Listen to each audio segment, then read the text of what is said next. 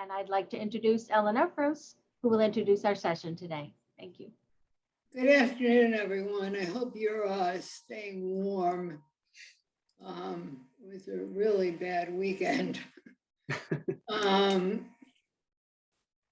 am very pleased to present today Dr. Roy Holler, who is an assistant professor of Israel Studies at the University of Florida.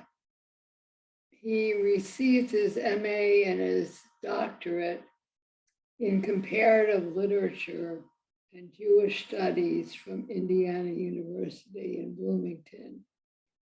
And he has a BA in English from the City University of New York. Yay, yay. His main area of interest is the comparative study of Israeli and Afro-American literature. And that sort of fits right into the themes we've been addressing in this session and other sessions during the winter semester, so I'm pleased to hear that. His research incorporates the concept of passing to the literary criticism of Israeli fiction. He was awarded the 2020 Baron New Voices in Jewish Studies prizes by Columbia University and Fordham University. At UF, he teaches courses on Israeli culture and Hebrew literature in correspondence and broad global trends on the intersection of the Black Jewish experience. Again, another theme we've been exploring during our courses. Before moving to the US and joining the ranks of academia, he worked as a cultural reporter for IDF Radio and as a journalist at Yediot Ahronot. Okay. Almost got it. He did distribute to the members who signed up for today's course an excerpt from To Remember to Forget. And I know it was long, but I hope at least some of you read it because it was serious, literary, and very moving. And I think it's going to help you understand what he talks about today. So with that introduction, I turn this presentation over to Roy. Thank you. Thank you so much, Ellen, for this great introduction. I'm so glad to be here and to talk to everybody. I think one of the things that I really enjoy about teaching and talking about literature and film is to hear my students during the discussion. So I think if you feel comfortable, I would be happy to ask questions as we sort of go and talk about what we'll read and what we'll see, and I'll be happy to take your questions and your comments even during the session, so it doesn't have to be sort of a lecture followed by questions and answers. I could try and throw a few questions into the air here and there and see how that goes, but please feel free to unmute yourself, open your video cameras, and participate as we go along. I think it'll be a much better experience for everybody if that's okay. So I do hope you managed to read at least the first chapter or a little bit of that novel that I sent in. This novel, To Remember to Forget, is a pretty hefty book, but it's an excellent one, and there's also access to the entire novel online. and it is available to purchase still, on the internet. So if you're interested in kind of further exploring that, please let me know. We'll talk about the first chapter or two, and maybe go into the third, but really some snippets from from that book, and we'll try to contextualize it in how things were in Israel, what it meant to be a Holocaust survivor in the 1950s, in early days Israel.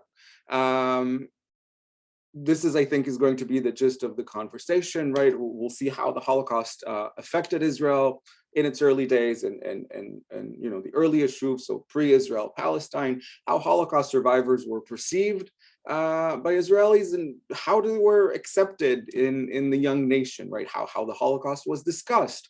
Or not discussed. I mean, it was a complicated reality back then. It's not easy today as well, but that, maybe that's for our next discussion next year. I want to start with, here, let me pull up my presentation. So everything, right? Everything starts with the Zionist project. We have here Theodor Herzl, right, the visionary of the state. He had a dream where all the Jews in the world, right, lived together in one Jewish state. For a little while it was Uganda in Africa, but then it ended up to be the Holy Land. It didn't really matter to him as long as we can get everybody together. But it wasn't only that. So as much as the Zionists wanted to get the Jews out of the diaspora, they also wanted to get the diaspora out of the Jew, right? And this is a quote here you see by Herzl. We want our future generations to be strong men and women. So what do I mean? Get the diaspora out of the Jew. Consider this. These two images. The Zionists thought it was crucial to get rid of sort of the weak, kind of battered, religious portrayal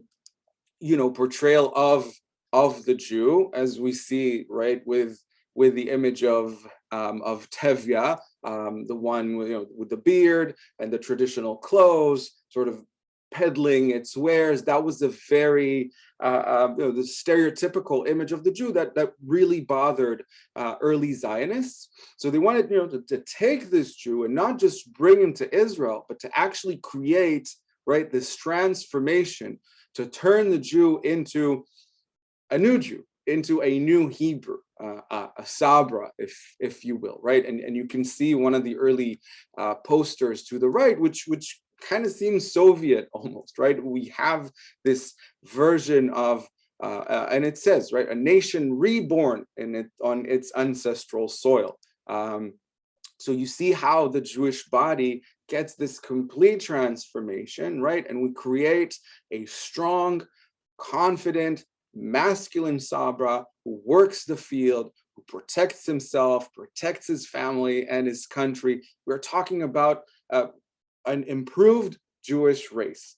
Let me show you an example from a 1935 film. It's called The Land of Promise. It shows pre-state Israel, right? So Palestine and its development. And I want you to perhaps notice how it presents the Jews who live in Jerusalem, right? So let me share my screen here. The footsteps of the founder of Christianity. But older than these by far are the memories which bind the Jewish people to Palestine, the birthplace of their religion and their nationhood. Yesterday, only a handful of Jews could be found in Palestine. They lived in poverty, but clung to the country for the sake of its memories. Most of them had come in their old age from distant countries to die in Palestine and be buried in its sacred soil.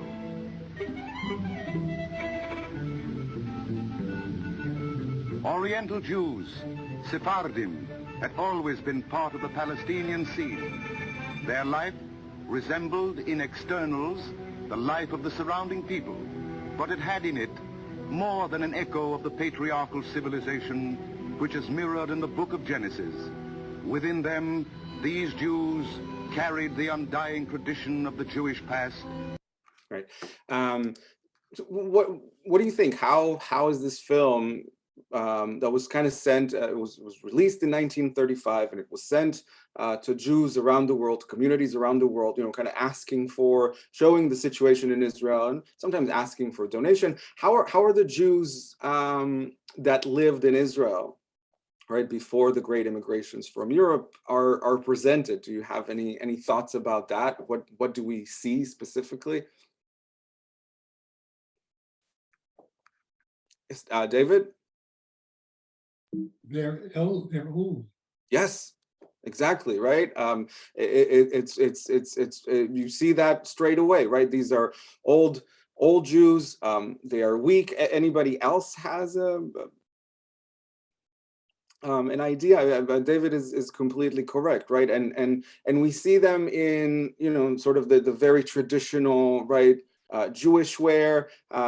Eastern wear, right? The narrator said that many of their customs were sort of implemented, right? They were taken by the local people who lived in Israel, right? So we really see this this version of a Jew who was living in Israel just for religious purposes, right? Living in Jerusalem to pray, to kind of keep the tradition, right? To be there just for that. And then the movie takes, you know, the film takes a turn and shows the new people, the new immigrants that come to Israel, right? And there's a stark difference between the two, right?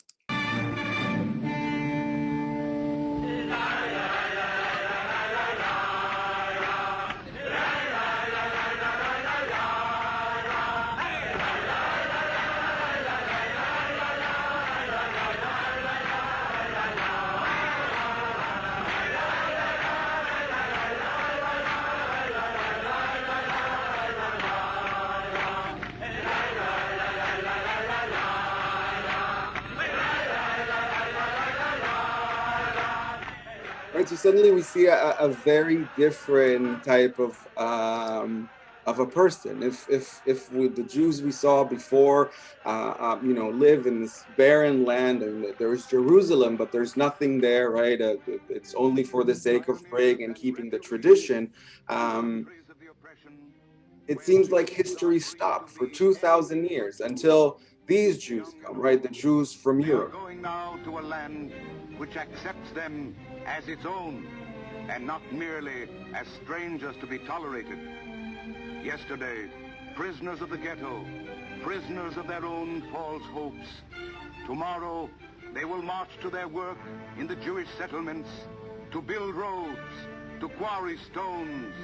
They will drill wells and bring the hidden water, the most precious treasure, out of the depths of the earth. Right. To return to the land of Palestine, its livelihood that was forsaken for such a long time. Do you have any? Do you see other different? Do you see the main differences there? I see that Tammy wrote that they're dancing the hora. What else are kind of the major? Yes, who's I see? Rick, you have your hand up.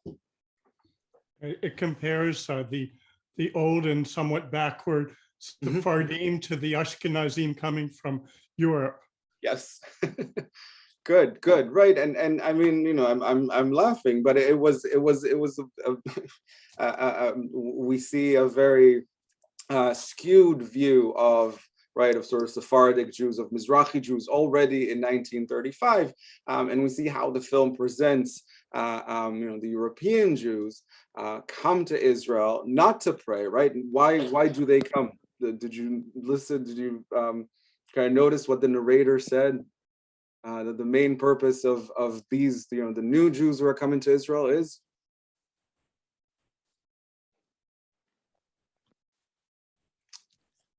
to build, right? It's to build roads, to build houses, to build villages, to farm, to make the desert blossom, right? And it's very interesting. It's as if for 2,000 years there was nothing in Israel, right? Until those European Jews, right? Until the Zionists came to revive the place. So these are the descendants of Bar Kokhba. So we see, we see this. We see this in many films of the period, and I can pull up another quick one. For example, this is another excellent film from the same year, 1935. It's called Avodah, which is a labor, and it begins with the pioneer, right? So we're focusing on the pioneer. We don't see his face. We don't see his hand. I'm sorry, it's a little buggy. The copy itself is a little leggy, but we see him sort of walking and walking for 5 minutes, really. All the opening is focusing on his feet, sort of walking through desert, walking through water, until he gets eventually to, right, Palestine. We don't know who he is, right? I mean, and for all we know, he must have walked there all the way from Poland.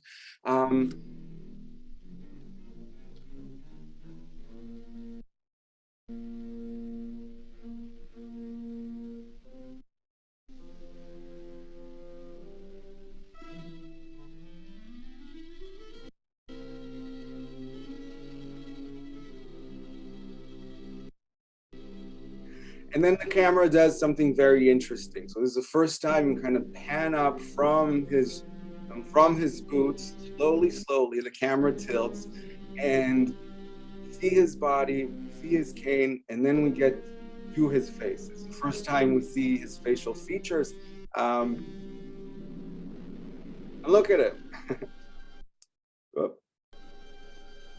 I'd say he looks like a Floridian, right? I mean, he looks powerful, looks muscular. He's tanned. This is something completely different than what we used to know as the diaspora Jew, right? The Jew that we've seen, for example, in the example I gave, right? The Jewish Tevya. So there are very many examples such as this in early days Israel, and in my research I look at this transformation, sort of my broader research, I look at this transformation as an act of passing.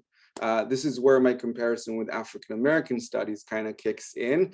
African-Americans in the early 20th century, we have numerous accounts and narratives and stories about Blacks who would pass as white, who would pretend to be white. If they had a lighter skin, they would take an advantage of it, sometimes just to drink, a cup of coffee at a segregated cafe, in an all-white cafe. But some of them made a complete transformation into a new person, right? A transformation into a new race. And they married white, and they had kids and families. And this is how I tend to, this is how I try to kind of look at this transformation of the Jew. How it turned from the old Jew into the new Jew, from a diasporic Jew into Sabra. But because we're focusing today on the Holocaust, I want to show another clip that looks at how the Holocaust survivors were accepted when first they arrived to Israel. So this is from a point of view of a child. This movie is called The Great Promise. It's a little later than what we've seen. This is from 1947. And in this film, we see the children of the kibbutz, okay, the Israeli children, the ones who were born in Israel, and suddenly they face, for the first time, the diasporic Jews, the Holocaust survivors. And I hope the quality will be good. I think it should be okay. Something very important happened in our school. Well, to celebrate this wonderfully fruitful year, all the children of the settlements round about decided to hold a harvest festival and to have community dances.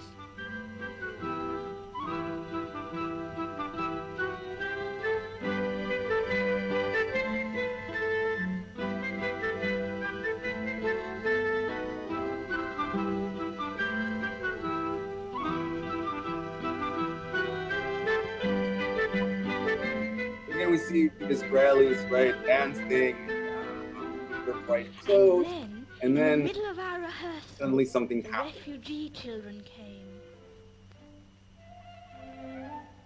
We'd heard about these children from the European ghettos and concentration camps, how they'd wandered without food, torn away from their parents, and we'd been expecting them. We wanted to help them. But something happened that we couldn't understand at all. And one little girl was just like a wild kitten. But there were more.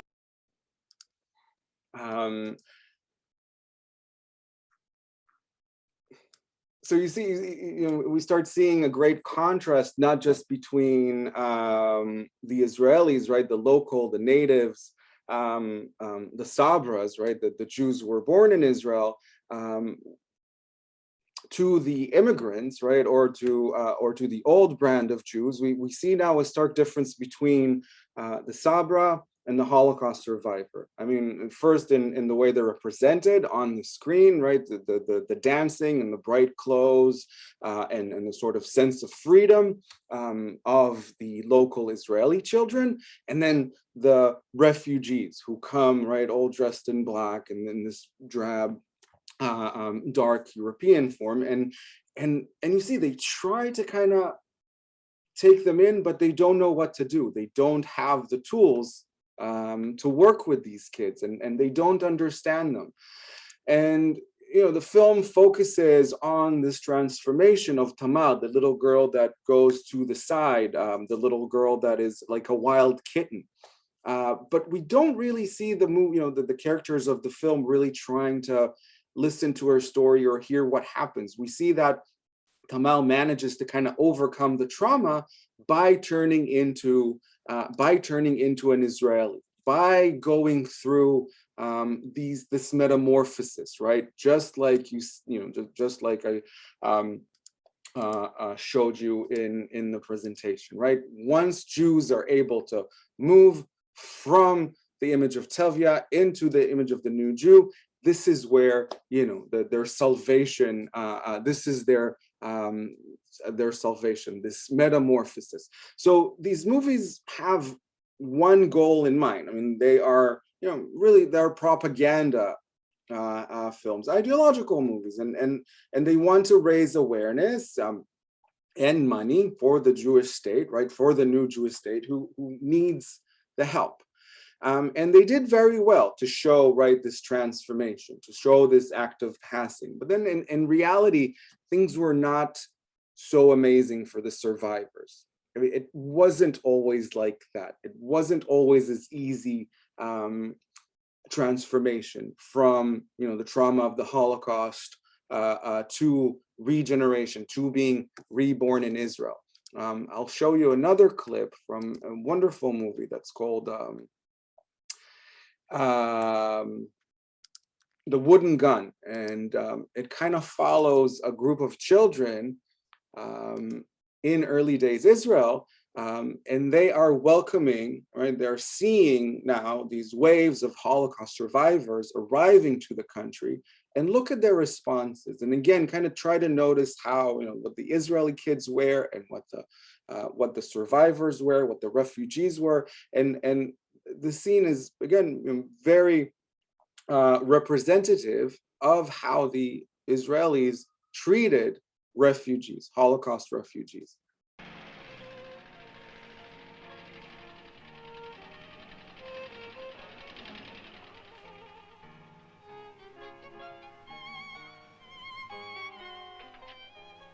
כל יום באים אנשים חדשים מאירופה. פליטים מהמלחמה, בטח. קורבנות.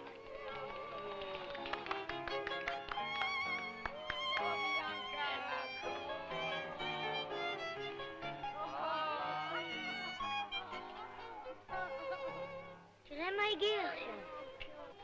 תסתכל איזה עין מזרחית. היא מבהילה. בוא נשתרק.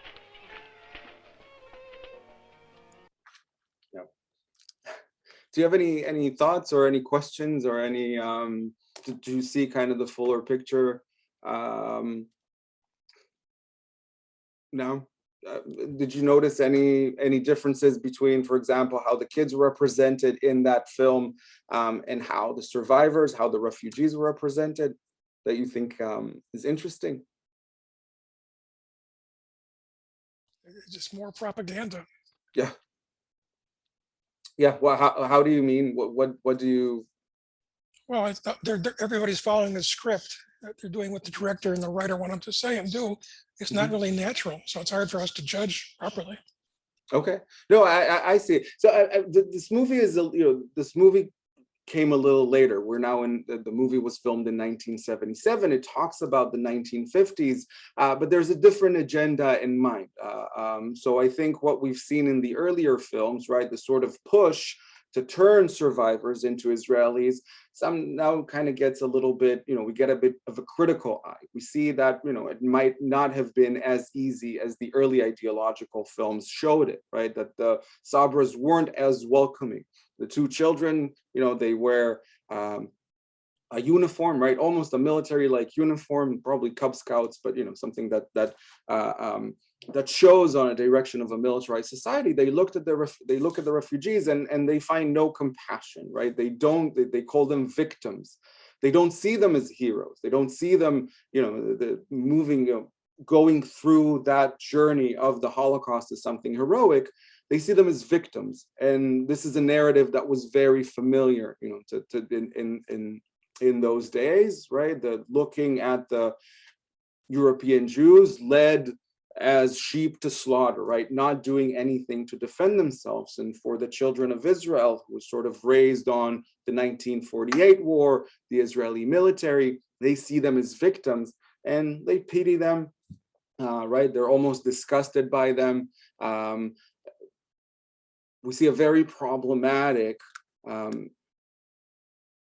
a behavior from the Israeli establishment towards the Holocaust survivors, and I think this is one of the greatest paradox in this entire business. I mean, we think about Sabras, right, and a definition of a Sabra as a native-born Israeli, and the question is, how can you turn people into Sabras when it's by definition Jews who were born in Israel, right? How can you be a survivor, if you are flagged as a survivor, like we see in this clip, there's very low chances for you to fit in, of becoming Israeli.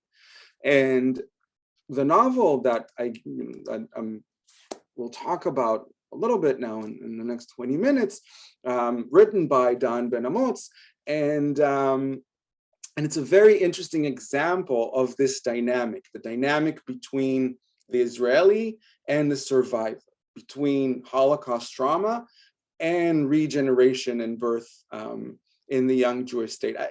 Anybody heard about Dahn Ben-Amotz before today, before this this reading? I mean, it's really okay if you didn't. He's many Israelis don't recognize the name as well. In the time that we are, for years, the Israeli collective sort of kind of passes on the opportunity to resurrect Ben-Amotz's memory, kind of to go back to his books and to go back to his literature and art. He was an Israeli icon back in the day. I mean, he was a prolific novelist, a humorist, a journalist, an artist, a linguist. He wrote a dictionary of spoken Hebrew.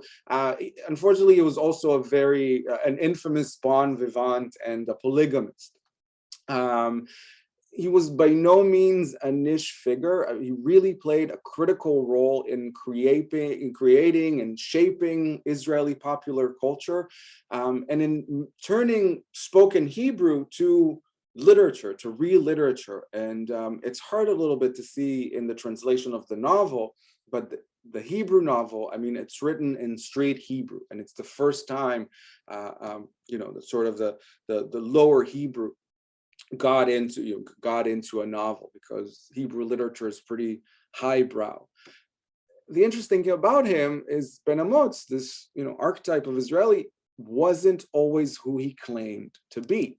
He had a secret identity. Okay, this is him, and It was taken in Rivne, Poland, 1928. 10 years after that photograph was taken, Mussia Thilimzogger's parents put their then 13-year-old son on a boat from Poland to Palestine. So they send him to experience a life in a youth village. And they think it's only going to be temporary, right? I mean, so they thought. 3 years later, Mussia's family perished in the Holocaust, and he had nowhere to go back to. So we have little Mussia, suddenly stuck in Israel. And as a Mussia, as a diasporic Polish child, he was rejected. He failed to fit in. He couldn't make any friends. He couldn't get into the inner circles of Israelis. And by this time, right, he was a teenager. And he was a lonely teenager. So he changed his name. He changes his name twice. First, he's given a name by the local youth village that he lives in. The name that he's given is Moshe Oni, right? So Moshe is Moses. It's a biblical sort of Hebrew name. But that doesn't work as well. So he changes it again to Dahn Ben-Amotz, which is a much more contemporary, modern name for that time, right? So the interesting thing is, we know that name changes happen, but and they happen a lot when we think about assimilation. But he didn't just adopt a new name; he adopted a new biography. He changed his birthplace from Rivne to Tel Aviv, and he started telling everybody, telling all of his friends, that he was born in Tel Aviv. Completely erasing that part of his identity, completely erasing, right, his Polish heritage. This is where I see the connection with African-American, passing narratives really come to full fruition, right? This complete eraser of an identity, not just assimilation, but really turning into somebody else. I want to have us listen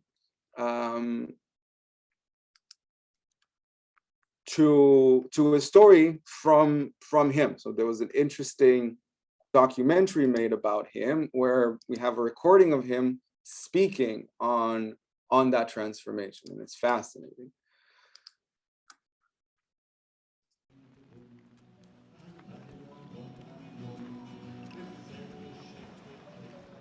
שם משפחתו של אבי היה תהילימזוגר, אומר תהילים. וטבעי בעיניי שיום אחד קברתי את שם משפחתו באותו הריגה שבו מצא את מותו.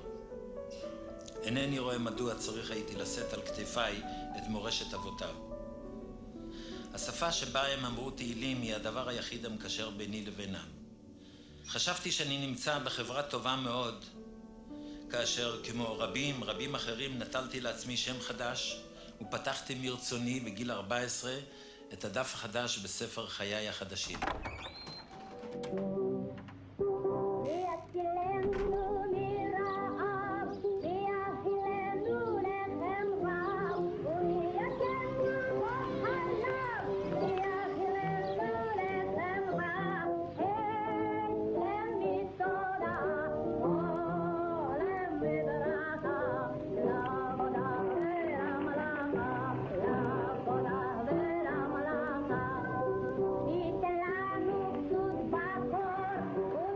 הלכתי ליד אבי כברת דרך, ובפרשת הדרכים מוצאתי את ידי מידו, נפרדנו, ולאט לאט התחלנו להתרחק זה מזה. כשאספתי את פניי לאחור בפעם האחרונה, ראיתי אותו מרחוק, רחוק, עולה בלהבות. זאת הכרזה. Yeah, sorry, I see Tammy and Larry making some interesting comments in the chat. I should have been clear with that, right? So his name is Mussia, which is a Yiddish for Moshe. So is the first name change, right, that was given to him by the youth village is a literal translation. I'm sorry, but yeah, Oh, so, these are things that even I didn't I didn't know. So Tammy says Moshe's Hebrew for Mussia Oni Documentary was a mistaken translation of Zeiger. Okay, which is an original name meant that who says Tehillim. That's very interesting. My Yiddish is not up to par, so that's an excellent comment that I'll take notice.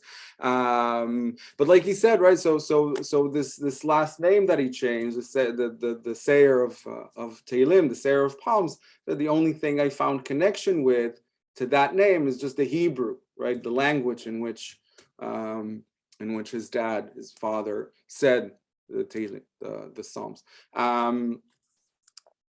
Many did that, of course, and it's also a custom that we know from here. Names were changed in Ellis Island. In the book, in that quote that he talks, he mentions Golda Meir, who changed her name from Golda Meirson, and David Green, David Ben-Gurion, who changed his name, and he was like, "Why I can do the same, right? I am allowed to do the same." But that's the interesting thing, right? He did not just change his name, he changed his complete identity. And this is something that kept going with him his entire life. Let me show you some examples. This is a book that he wrote, How to Do What, it's called, and on the front cover, there's a little note here, if you can see, which referring the readers to a photo of the author on the back. It says Im Tunata Mechaber Me'achor, so a photo of the author in the back. And when you flip the book, you see a silly visual pun, right? A photo of the author's back. I mean, it's funnier in Hebrew, but you could see how he's continuing to hide his true identity. So, and if that's not enough, here in the blurb that we have in the biography section, there's a snippet of a section of the author's biography, and it says something like Imber Naftali Hertz, born in Galicia, 1856, Hebrew poet, author of the national anthem Hatikva. Okay, so he's taking the identity, right? Of course, amusingly, he's taking the identity of somebody else. He kept hiding throughout his career and kept playing with those notions of identity. This is another example. So this is on the dust jacket of the dictionary he wrote, the World Dictionary of Hebrew Slang. So the author provides his biography under an unidentified image of a different person, and this is what we get, right? Dahn Ben-Amotz, born, grew, educated, studied, graduated, arrived, yada yada, took stand, resigned, was asked to, and then on 16th of May, 1938, after a disease. And there are many of those nuggets, I mean, in each one of his books, really. But then in 1968, and this is where we kind of go into the novel that we're discussing today, he took this game of identities and put it in the center of his semi-autobiographical novel, right? To remember, to forget. This is the Hebrew version here, and you have it on your screen. So if you didn't, the book is about a Holocaust survivor, right? His name is Uri Lam, who lost his entire families in the camp, entire family in the camps. He managed to flee, right? He managed to save himself, but he had nobody left. Arrived after hiding in Italy to Israel. Did you manage to read a little bit of the book, just so I kind of know where we stand? All right, so I'm not going to take it. I'm not going to take it for granted. Those who did read, do you have any questions about the text or any clarifications that need to be made? Or any questions kind of off the bat? we can we could just start, from the first paragraph of the book. We can read it for a second and then try to analyze it. I don't know if you have the text in front of you, right? But this is the first sentence that we get in this book. In September of 1959, I set out for Germany to settle the claim of my reparations. Certain events in my life, the chance to acquire an abandoned Arab house near the border, the need for a car of my own, the influence of a childhood friend who was returning to Germany, the approaching deadlines for presenting claims, these events conspired to effect a change of mind that was absolute and final.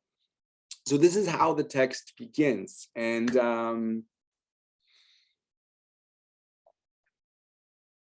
it's very interesting, right? I mean, it's very controversial.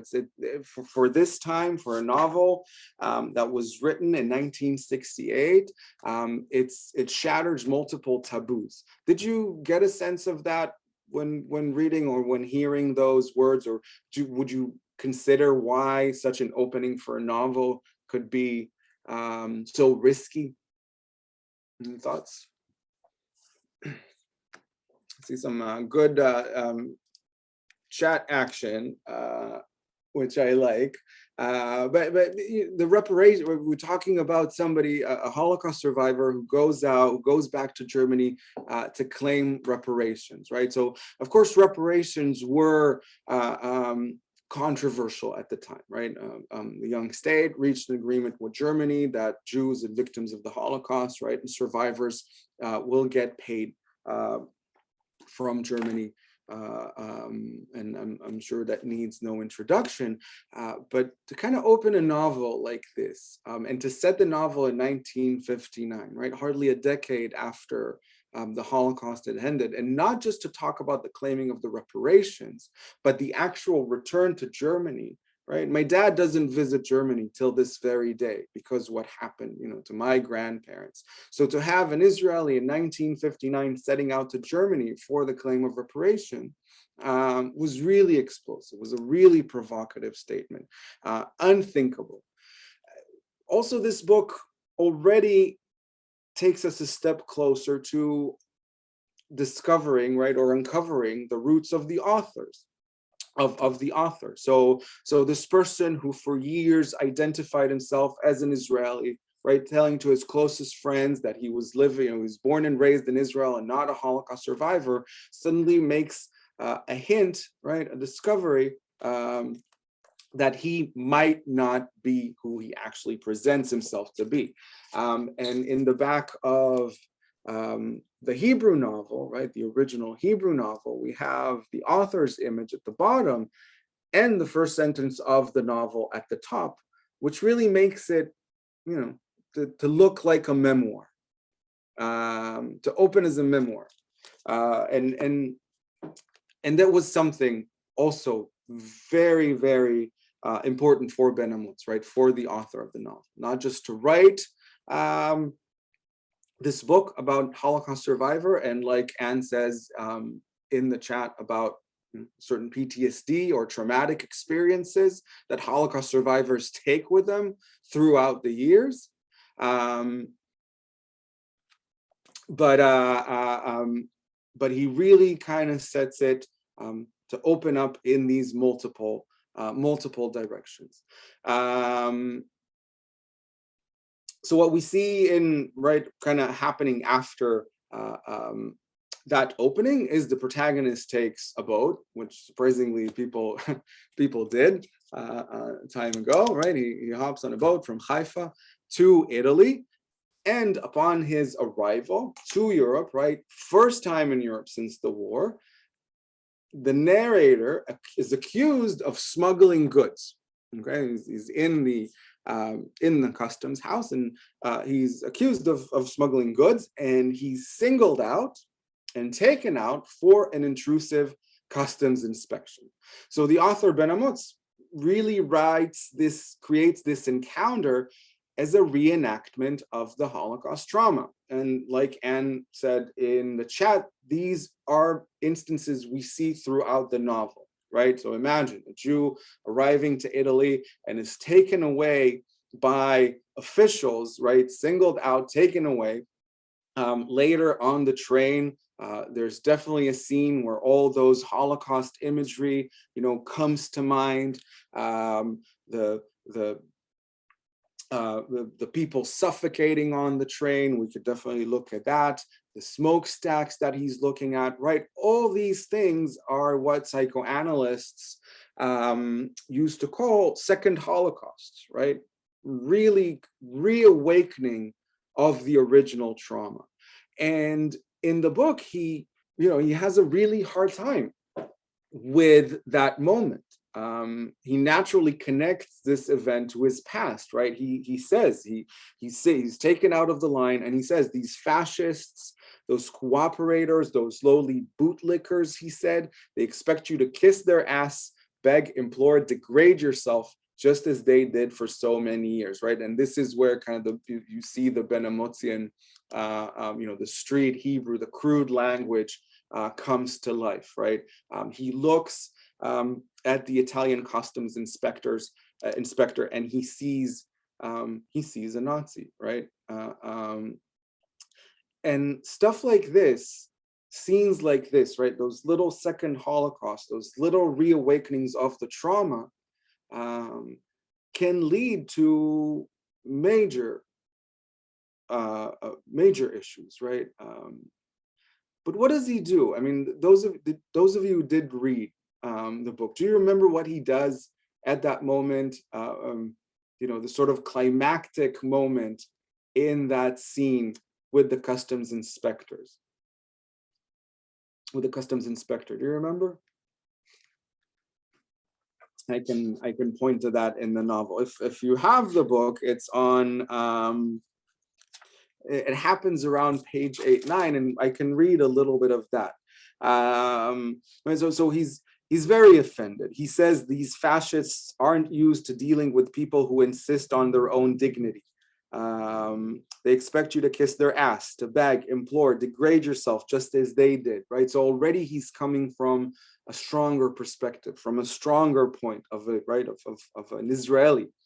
He's not gonna let the customs inspector do whatever he wants.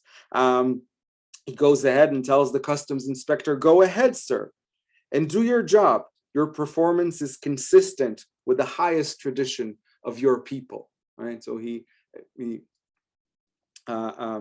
blames the customs inspector, right? As this moment in history is a direct continuation of everything that the Jews had gone through, right, in the Holocaust. So he's asked to take down his clothes. He's asked to undress and go through an inspection to see that he's not hiding anything in his body. And then we get, this wonderful moment. I think a moment that there's no other like in Hebrew literature. He's undressed, he's in the booth, and he's looking at the customs inspector, and he says this, "What about the rectum?" I said, posting myself between him and the door. "You forgot to check my rectum." And in Hebrew literature, it's such a crude moment. And again, Hebrew literature is such a highbrow literature. And suddenly Dahn Ben-Amotz comes and writes a Holocaust novel, right? A novel about a survivor who goes back to Italy to claim reparations, who's facing, the trauma and his PTSD and second Holocaust. And he solves it with, there's no other way to say it, but he solves it with a fart. "You forgot to check my rectum. So sorry to disappoint you, but it happens to be empty. And so, as luck would have it, I let out a splendid fart, rich and mellow with sentiments of national pride and independence. Perfectly empty," I repeated. And this is really, right, the summation of this transformation from a victim, right, that was so important for Israelis, that was so important from Zionists, to move away from, right, the standpoint of a victim and to become a proud Jew. And we see that in, in many other instances, not as in your face like we have in this novel, right? But this is not the kind of diasporic Jew that stands in front of the customs inspector. How am I have a little bit more time, right? I want you to see another clip, a very interesting clip from a movie called Hill 24 Doesn't Answer, which is very similar to what we have here in this scene. Let me pull this up. There. So in this scene, we see a Hebrew soldier. This is 1948 war, and he rescues a wounded Egyptian soldier, and he takes him into a cave to dress his wounds. And this is what happens between them.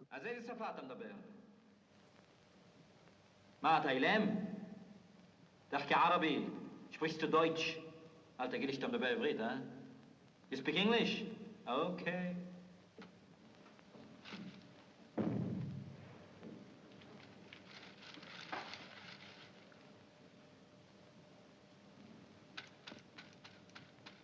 Easy, I know, that's all, see?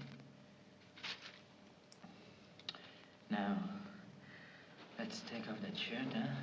No, come on, let's take it off.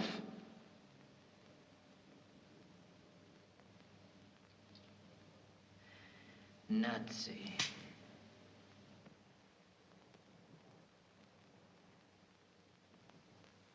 Nicht schießen. Don't talk German.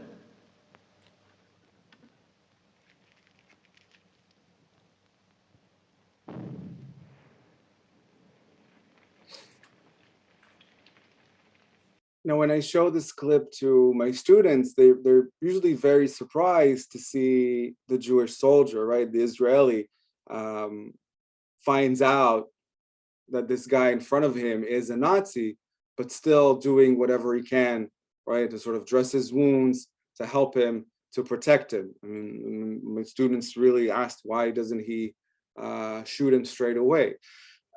There's a conversation that's starting between the Nazi and the Jew. I mean, it's not much of a conversation. The Nazi, says the exact things, the same things we know. We did what we had to do, he says. This was our orders. We only followed orders. And he starts begging for his life. An interesting part in the scene, and something that is comparable to the scene we have with Ben-Amotz, is that at some point, the Nazi looks at the Jew, and here you can see that yourself. When there are no more wars, we'll have to invent them. Yeah? What you going to do with me? You're going to kill me? I'm a wounded prisoner. There's a law. Your army, what do they do with prisoners like me? You mustn't do what we did. We were wrong. It was against religion what we did. You are religious, yes? Yes. You must be. After all, this is the Holy Land. And you are the ones who gave us the 10 Commandments and Christianity. Christ was a Jew. And he said, Father, forgive them, for they know not what they do. You and I, we are soldiers.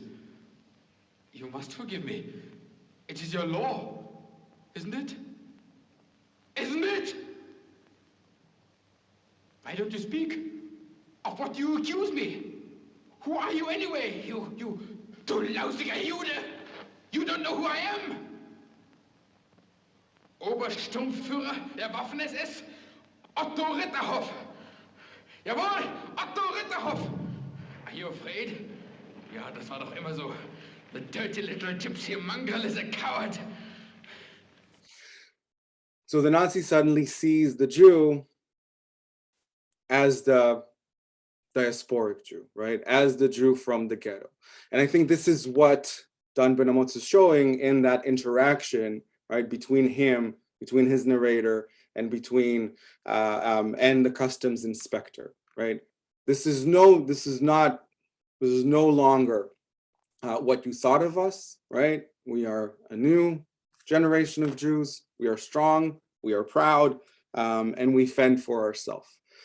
In the scene, right, the Israeli, the Sabra that we have here, he doesn't say anything. And you can see Ben-Amotz in the novel also doesn't say anything. I mean, a sound comes, but not from, but from other cavities in the body. But this is sort of the way, and Ben-Amotz, of course, he's ironic and he's funny and he was a humorist, right? So he does that in a much more crude way. But the Nazi eventually speaks himself to death, and the idea of the Jewish morality, right? The Jew helped the Nazi, the Israeli helped the Nazi, did whatever he could. I do it for you. You have the word of a German officer. Go ahead. Give it me, please. So Jewish morality comes on the upper hand.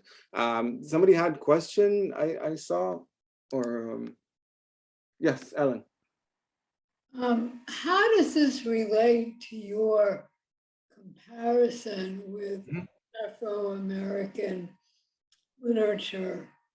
I guess I have 3 questions. How does it relate to your comparison with African-American literature? And how did you come to make such a comparison?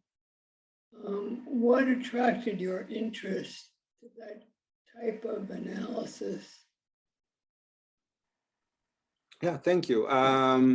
So I was born and raised in Israel, and I moved to the United States some time ago when I was in my early 20s, and I studied English at Hunter College at the City University of New York, and I took a class in African-American literature, and African-American literature was nothing that I knew, that it was something that I didn't know existed.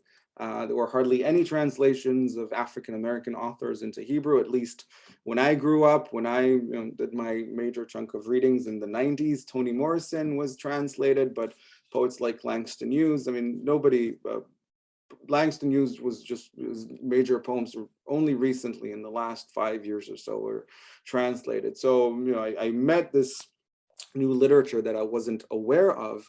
And I wanted to make that connection. I knew I wanted to kind of work with the two literatures going into into comparative study. What you see, what I kind of talked about a little bit today with the fluctuation of identity, right, with the changing of one's identity, sparked an interest in me when I saw, right, here we have Jews immigrating to Israel and taking on a new identity in order to fit in.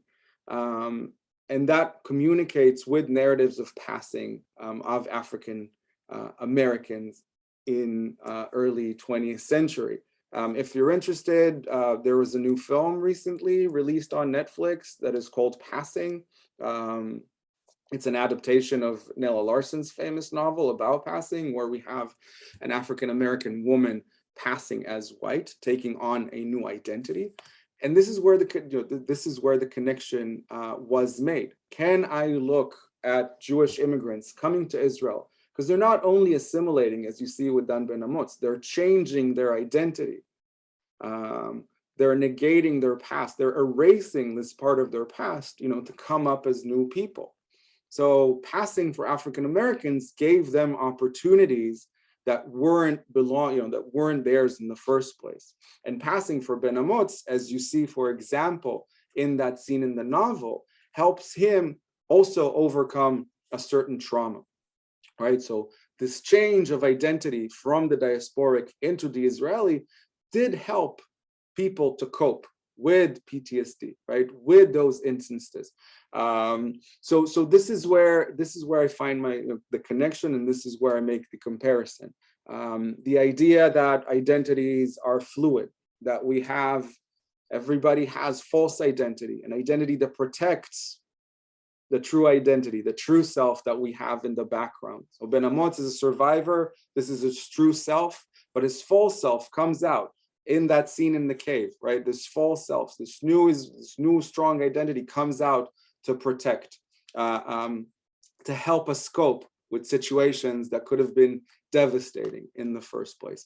Some of this is, some of this is positive, right? Changing and fitting into a mainstream identity. But then for others, it didn't work, right? So for the Holocaust survivors who weren't able to make that transformation, who weren't able to join, right, and to treat Israel, the new state, as a sort of medicine, right, as a treatment to their past, they didn't fare so well. And in many instances, we see the survivors that were traumatized kind of kept in the background as others outside of the Israeli center. So this is what I do, and we talk a lot about opening the discipline and diversifying Jewish studies to other voices and to other cultures, and I think this is that's sort of my passion in that line of work. I've read other stories about Israeli immigrants changing their identity and changing their background. But the excerpt you sent us from his novel is probably the most brutal story I've ever read, and probably the most, some of his pages and summaries are candidly outrageous. Of course. Yeah. Again, as I said from the first sentence, I mean, he's not writing just another novel. He is trying to break as many taboos as possible, and he did that throughout his career. And I think you're right. I think you're definitely correct. People made that transformation. We do see and read accounts of survivors, changing their identity to try and fit in. But he did not just change it; he completely disseminated it. Right? There's a section in that book, in one of the early chapters, where he says, "I burned all the memories I had. He burned the photographs. He burned the letters. He made a bonfire at the youth village to get rid of all this stuff, to get rid of all these of these markers of identity." How do the children of the kibbutz, who some of them were born in Israel, how did they eventually fit in to the Israeli population and culture? Was it a hard task for them? What can you repeat? The children of the kibbutz. I'm wondering how they managed to fit in to the culture of Israel. So it's a good question, but I assume it changes on a case-to-case basis. So you had people like Ben-Amotz who managed to overcome, the trauma, and he managed to open up to a circle of friends. And I think for him also the timing, the time he came to Israel and maturing during the early days. So he joined the Palmach, for example, right? The Jewish brigade, the early Jewish brigades, and he was made commander. And this was also a way for him to kind of get into society. But we have other, later accounts of kids who came to Israel either as orphans or, with parents who spent most of their time in institutions, who had a very hard time to overcome. And to become an organic part of Israeli society. So, and there's a stark change between those early films that I showed, in the 30s and the 50s, which try to portray, this image of we're taking in those survivors, we're taking in the refugees, and they're doing great, they're adapting and they're assimilating. And then in the 70s, in the film, the later film that I show does talk about those who were left behind. Shows that, and other authors too came up right in the 70s, in the 80s, saying that, well, we did not all manage to kind of let the past go. Some of us were haunted by it to such a degree. Aaron Appelfeld, for example, is one of the authors that started talking about the Holocaust survivors who weren't able to become full Israelis, and to say that it is that is also okay, that it's not a sign of weakness, right? Not being able to make that transformation, that they also have room in Israel. Does that answer your question? Yes, yes. Thank you very much. Oh, of course. Do you have any? Yeah. Other questions and comments?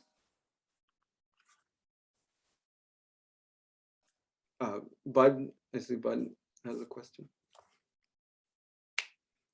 I thought there was great similarity in the interaction between the author and the customs officer, and the author and the policeman, where he was trying to recover a stolen bag. Can you tell me what he was trying to contrast there?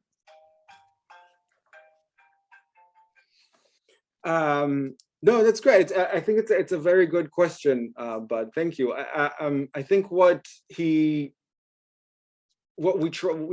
comes to show here is, and this is something you see as you continue, reading this very interesting book, is it's not just about differentiating between the Zionist narrative and the diasporic narratives, right? In both instances, Uri manages to produce a personal story, so a personal third arc in his process of individuation, of becoming a person. So he's combining, right, the two polarities, that the two the officer and the customs inspector treat him as a diasporic Jew, right? He comes back as showing them his Israeli identity, right? Showing a combination of the two polarities, and it manages to to create this really triumphant narrative, right? That the resolution. So if you think about refusing the money, for example, in the first instance, right? So he's saying, I don't need your money, right? So he like the scene in the cave.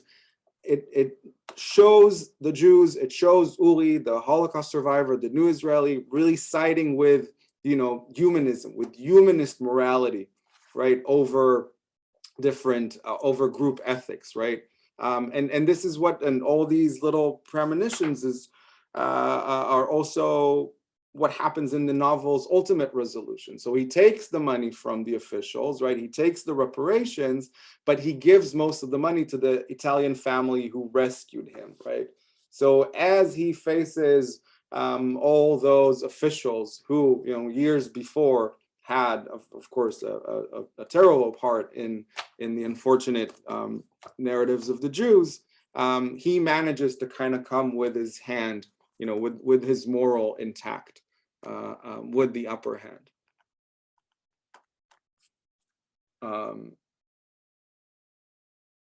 Is that answer your question? Ellen, I saw you had, you wanted to ask something as well? Oh, no, thought I saw your hand up.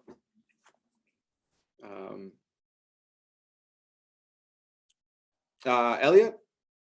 Yes, what was the meaning of his experience with the taxi cab driver and then going to the cemetery and meeting the prostitute and all that? What was that? How could you explain that to me? I think, again, this is very Ben-Amotz, and this is blunt and very crude sort of depiction. Of course, he's also critical of it in a sense, right? But there's a sense of revenge. There's a revenge story here. Going back to Europe, the first time he goes back to Europe, he can't conquer Europe, right? The Jews can't really conquer Europe by force.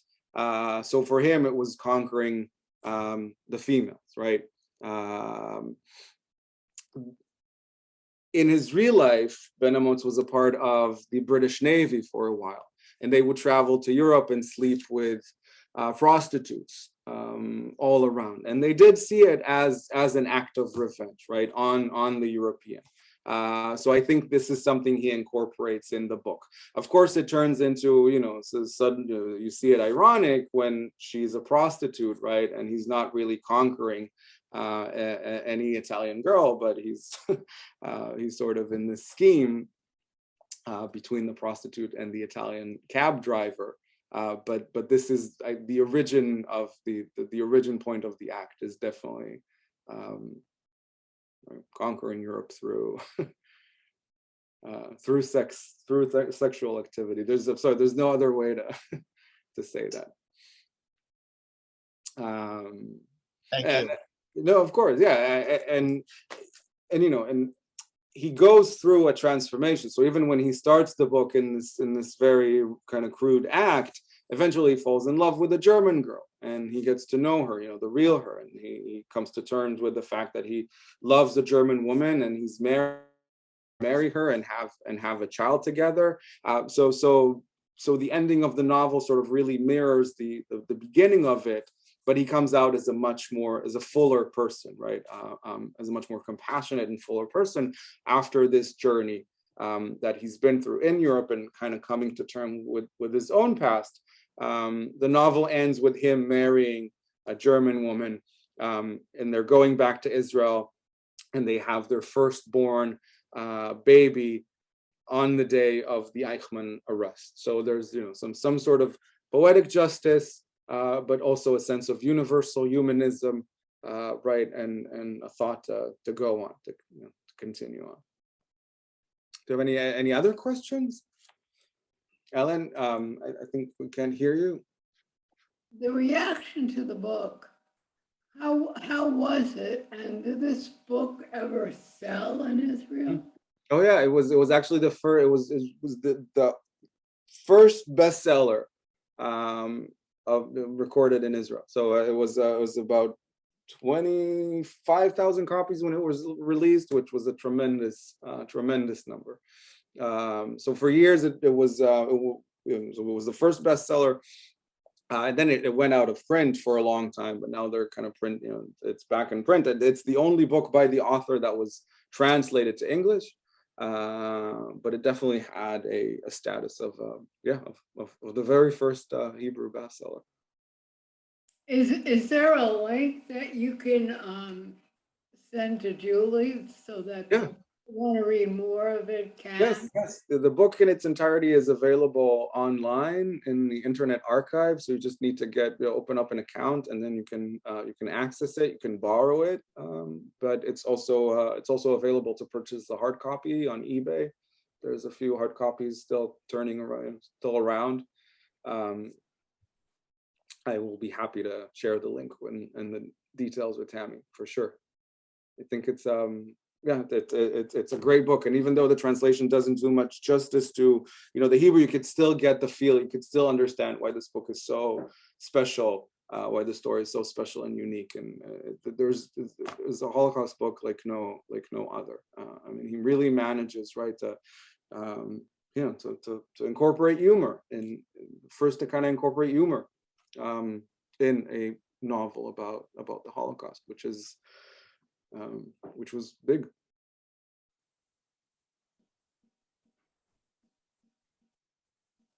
Do we have any other questions or comments for Dr. Holler? Go ahead, Elliot. Yeah, I've got a quick question. Do you discuss this book in any of your classes that you teach at UF? Yeah, definitely. So I just taught this. I taught sections of this book in the spring. I taught a class about passing to undergraduate first semester undergraduates. So we look at African-American passing narratives. That's how we begin the class, and then we move to Israeli passing narratives. This is one of the early ones that we read. I think the one before is Yentl. We talk about Yentl, Barbara Streisand's film, right? When she passes as a yeshiva boy. But then we move to this one, and they find it really interesting. I mean, it's a different way to deal, with trauma, right? And it's not a way that is very familiar to Americans. Even when you talk about the Holocaust and how American Jews and survivors who came to America managed to come to terms with their traumatic past, is usually through testimony. I mean, the films that I showed you are from the Spielberg archive, right? One of the greatest things that Spielberg did is to collect video testimonies from Holocaust survivors, right? After he did his Spielberg list, right? That was one of his biggest projects. So Americans talk about the past, right? And suddenly we have a different angle of somebody who's passing away from his past, who's changing, deleting his past, but also as a way to cope with trauma and in a way that helps him, right? So we usually think that kind of internalizing things and not talking about it do worse, right? That do not usually help the individual. So they're pretty surprised and interested and somewhat accepting this way as well, understanding that this is perhaps a different way to deal with issues of the past that is not very popular, but could definitely aid. Well, we've definitely gone way over our time. I don't see any other questions, but I definitely appreciate all of your time with us. And Ellen, any closing comments? No, I want to thank Dr. Holler for sharing his thoughts with us. Excuse me. And for sending us that excerpt from the book. I think it's extraordinarily interesting and crude. There's no question about that. But if you can get past the quality of the book, you can see what he's trying to do here. And I think that is very different than some of the stories about Israelites who changed their identity. Well, thank you, Alan. I really appreciate it. Really appreciate it. Okay, well, if there are no other comments or questions, then we'll let Dr. Holler get back to his job. So, I do have one question. Yeah, of course. How did you end up at UF? Well, they were looking for an Israel studies professor, and I just at the time finished my PhD in Indiana, and I did work. My PhD dissertation was about passing. I wrote a chapter about Ben-Amotz and about this book. I came here for an interview. They were impressed and hired me, and the rest is history. So I'm here. I'm pretty. This is my second year at UF this year. I'm very much enjoying it. And I'm looking forward to meet all of you in person, hopefully, when we go back to having events. There's some good stuff coming up. Okay, Elliot's not going to let you go. Go ahead, Elliot. Yeah, Elliot. No, thank you, Last Elliot question. and Ellen and Bud, for all the great questions. Yes. Just the last question. If we wanted to audit one of your classes at UF, would that be okay? Yeah, of course. You are. I could send. I'm teaching a class about Israeli cinema this semester and Israeli anti-war literature. These are the two classes I have. Next semester I teach Intro to Israel Studies, so we'll look at stories of immigration, and also a class dedicated to passing. You're free to come by and audit the class. I'd be happy to, if you want, maybe Julie or Ellen can connect between us, and I can send you the times and syllabi for sure. That'll be excellent. Thank you. Thank you. I look forward to it. Thank you. Thank you, Dr. Holler. Of course. Thank you for having me. Thanks so much. Thank you again. Stay well, and we'll look forward to seeing you here at OCAMIC. Bye.